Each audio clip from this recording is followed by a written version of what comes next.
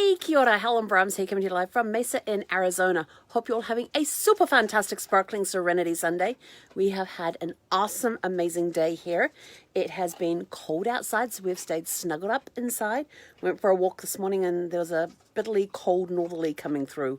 So for those of you in New Zealand who have been to Wellington during a southerly, this is like a southerly. It has a chill factor to it. And if it doesn't, it should have. It was cold. It felt like a southerly in Wellington. And for those that don't know what a southerly is in Wellington, it is when the wind comes straight off Antarctica and there is no landmass between Antarctica and Wellington, and we get a cold blast. They actually have a wind chill factor taken into account. And I know up in some of the northern states of the US that they have wind chill factors as well. Well, they should have those warnings here in Arizona because it was cold.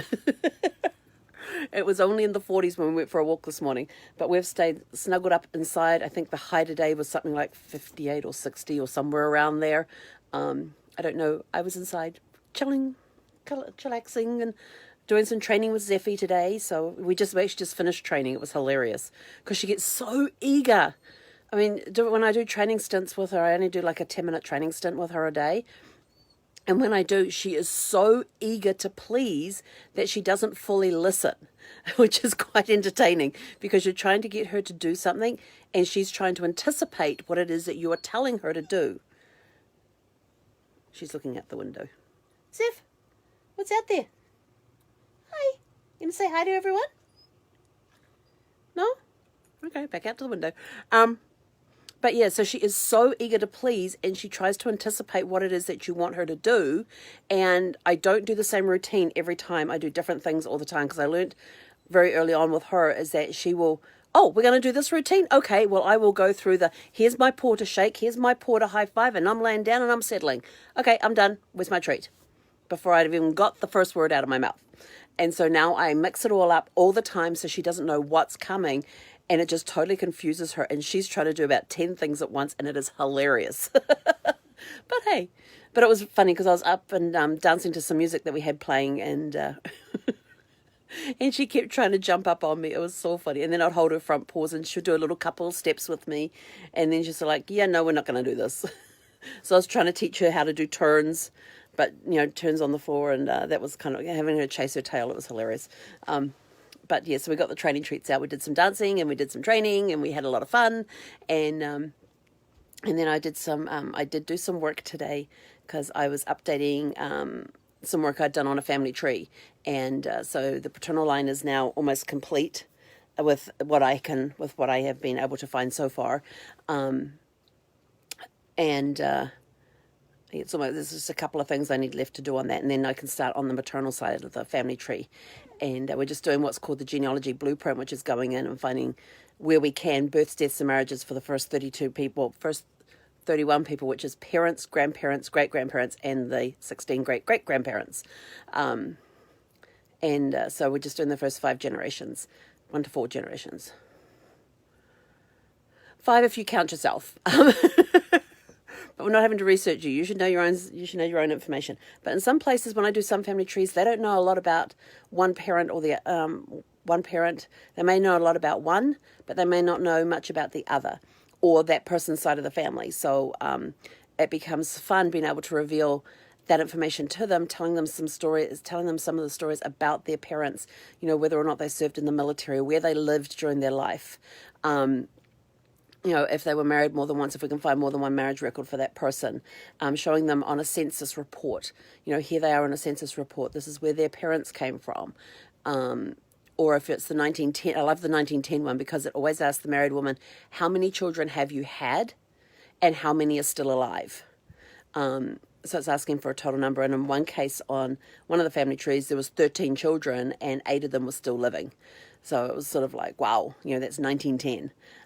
You go back years before that, and there's a lot of, in the late 1800s, early 1800s, there's a lot of death records of kids not even may not make it to a year old. And a lot of times it was suffocation. If you managed to find the death certificate, it said suffocation. Or in the entry, because in those days they didn't really have forms to fill out, they just wrote into the register. And a lot of times they were writing what it is. And it was amazing how how many of the kids died from suffocation. It was just, and so I guess that's where SIDS came from. So I guess that's where the term cot death came from, where kids just, for whatever reason, just stopped breathing. And so that's what they would put on there. They put on there they were suffocated. And there was one newspaper heading there that cracked me up. Oh, I mean, it shouldn't have cracked me up. It was just the way it was worded. Like, it had the person's name and it said expires in hospital. And I'm like, expires in hospital? I mean, to me, an expiration, when there's an expiration, an expiring thing, it's an expiration. It is an expiration date on food or something. It was kind of strange to see these words of this person's name expires in hospital. It was really weird to see that as a heading on a newspaper for somebody who had died. I know it's true, but it was just really weird how it was worded. Expires in hospital. I'm like, what? Okay. Who knows? But anyway, it's been a lot of fun today, and picked up some freelance work today as well. That I'm going to start on this week. So and there'll be some regular work coming with that one too. So it's going to be awesome. What else we do? What other fun things we get up to today, Zeffie? She's ready to go for her evening WALK. Oh, there's trucks outside. People are outside driving around. And she's getting upset because they're not paying attention. She is so funny. It's got to be somebody's out there walking with the way that she's whining. It means that somebody's out there walking and they're not giving her any attention through the window. They're not taking notice of her. They're walking past without taking notice of her. So poor Zeffie. We'll go for a walk in a minute, sweetie girl. So anyway, and the rest of the day, after doing that little bit of work this morning, getting the sorting out the job I'm going to be doing for a friend, and doing some more of the family tree stuff I've been working on for a client, we just spent the day dancing and chillaxing. So it's been a nice relaxing day. Haven't had the TV on. What else did we do? That's about it. Just sitting, reading, dancing, training the dog. Yes, poor Zeffie. She's so eager to please and so eager to learn. She just doesn't stop and listen. Kind of like me at times. Yeah, she reminds me of me at times. Just, I'm eager to learn.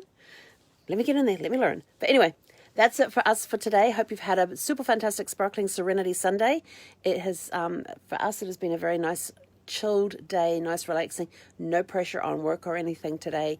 So we're ready for a good week. The planner is planned for the week and the times are blocked in the calendar. We're going to be working on family trees, doing the freelance work. So it's all looking pretty cool.